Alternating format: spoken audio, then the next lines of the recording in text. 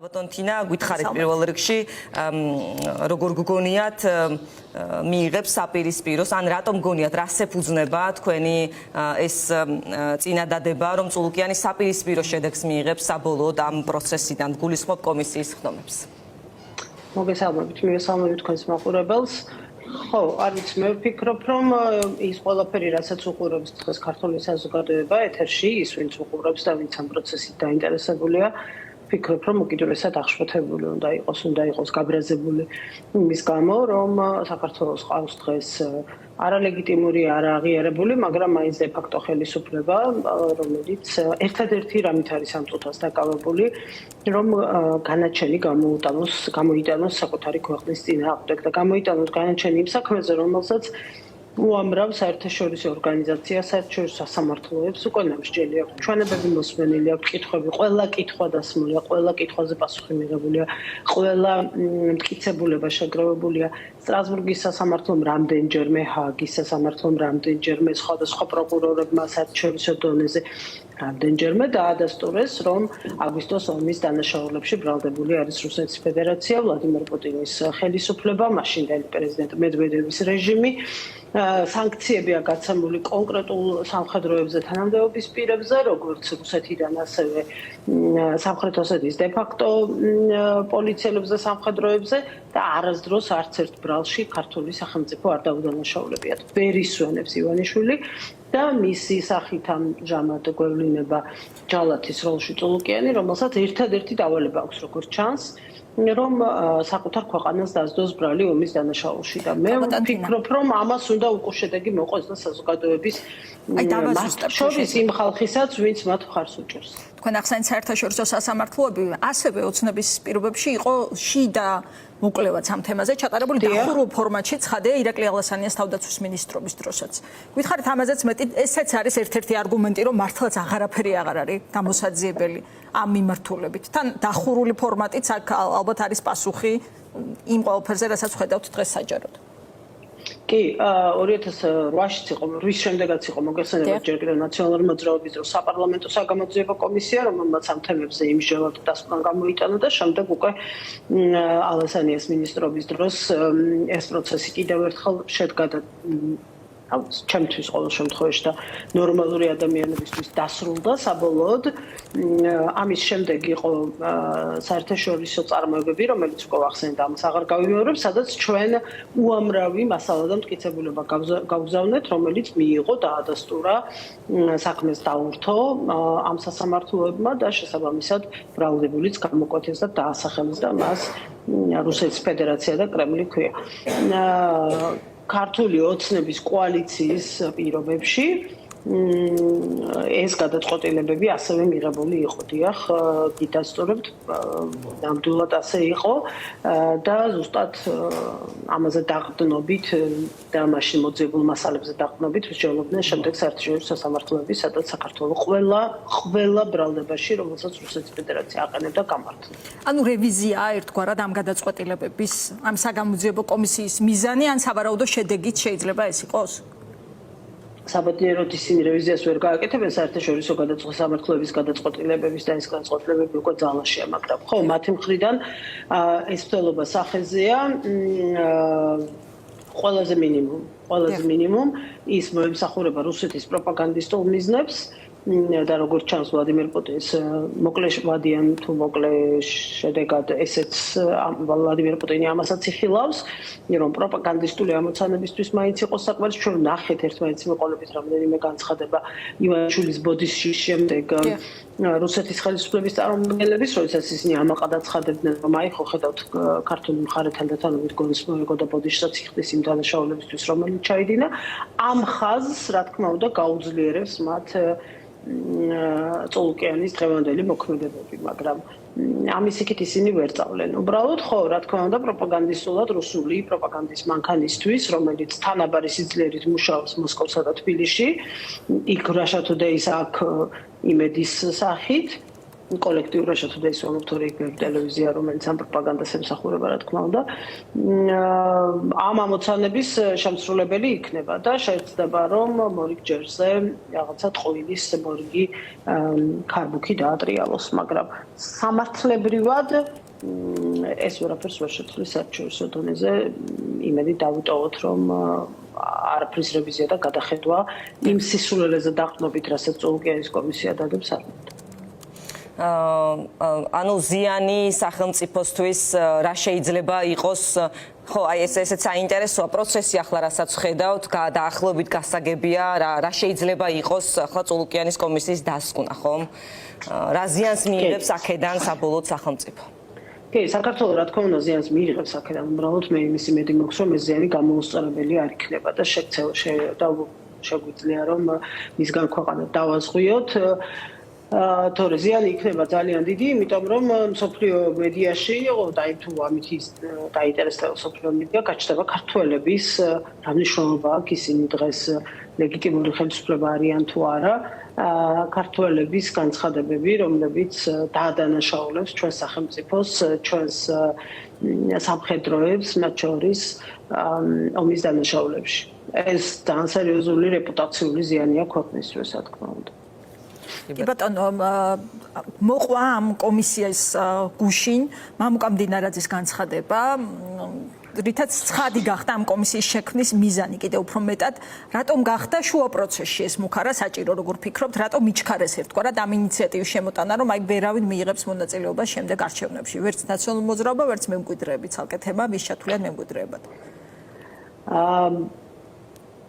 ხო, ეგ საინტერესო საკითხია, ვნახოთ ერთი რას დაწერენ ქაღალდზე, მე ძალიან მაინტერესებს. პირველად დამაინტერესა რას დაწერენ ქაღალდზე, იმიტომ რომ რეალურად რასაც ის ამბობდა გუშინ ქართული ოცნებაც შეგვიძლია ნაციონალური მოძრაობის მემკვიდრეს გამოვაცხადოთ, იმიტომ რომ დიდი დოზით არიან წარმოქმნილი ყოფილი თანამდებობის პირები ქართულ ოცნებაში. ნუ ვნახოთ. რაც შეეხება თქვენს კითხვას, რატომ გახდა ეს საჭირო პირველ რიგში უნდა გვახსოვოთ ეს ყველას და იმედია გვახსოვს რომ ეს არ იყო პირველად ნათქვამი ივანიშვილმა საარჩევნო კამპანიის დაწყებისას გამოიყენა პოლიტიკური ოპოზიციის გაქრობის დაპირება და გუშინ რასაც მდინარაძის გამისმენდით იყო ერთგვარი გამეორება თუ შესრულების მცდელობის დაწყება სწორედ იმ დაპირების რომელიც ივანიშვილმა არჩევნების წინ მორიგ ჯერზე გასცა ის ყველა არჩევნების წინ პირდებოდა ქართულ ხალხს რომ ნაციონალურ მოძრაობას გააქრობდა უბრალოდ განსხვავება ამ არჩევნების ოქტომბრის არჩევნების წინ გაკეთებულ განცხადებებს და ყველა წინა განცხადებას შორის ის იყო რომ თუკი მანამდე ის ამბობდა მხოლოდ პირობას იძლეოდა ნაციონალურ მოძრაობის გაქრობაზე, რომელიც ვერ გააქრეს. რამდენი ხნის მანძილზე უკვე ოქტომბრის არჩევნების წინ ის საუბრობდა მთლიანად ოპოზიციის გაქრობაზე.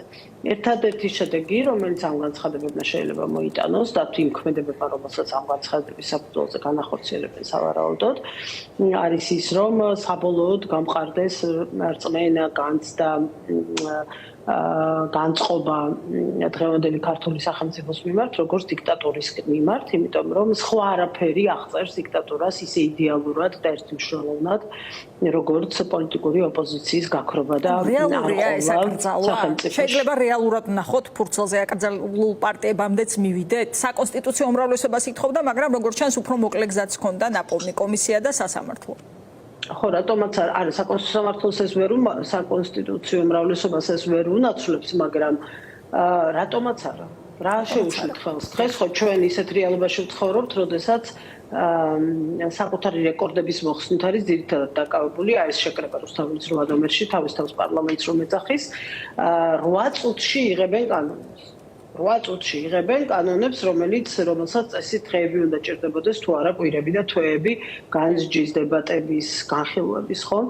ამიტომ ეხლა რა პრობლემაა გუშინ თქვა რომ კანონს შემოიტანს, ალბათ დღეს შემოიტანს, ეგ დაარეგისტრებს, მასზე მიიღებენ. ანუ ამ არჩევნებისთვის ფორმალური დემოკრატია თუ ელექტორალური დემოკრატიას არაფერში აღარ სჭირდება. ასე გამოდის ახლა თუკი ნოემბრის განცხადების არ იყოს, რომელზეც პრინციპში გამოვიდათ, რომ აი ევროკავშირი ვიცოდით რომ მაინც პრობლემებს შექმნიდა სანქციებს დაგვიწესებდა ჩვენ ხო ცუდად მოვიქცეოდით და ამიტომ ეს გარდაუვალი იყო და ამიტომ დავასწარით და ერთგვარ დასწრების თამაშს თამაშობენ დავასწარით და ჩვენ გავაკეთეთ განცხადება ურთიერთობის გაწყვეტაზე და ამ შემთხვევაში ზუსტად იგივე პროცესთან გვაქვს საქმე იმიტომ რომ ხედავენ რომ პოლიტიკური ოპოზიციის სერიოზული პარტიების მხრიდან ყოველ შემთხვევაში ოპოზიციაში არის განაცხადი ოქტომბრის არჩევნების ანუ ადგილობრივი არჩევნების ბოიკოტირებასთან დაკავშირებით მოსალოდნელი და ამიტომ აქაც დასწრების თამაშს თამაშობენ ჩემი პატშულები პატარები რო იყვნენ ერთმანეთს ხო თქვენს გითამაშთ ალბათ რომ დაარტყავ და დაგასწარი პირველი რომ ავრა უნდა დაარტყა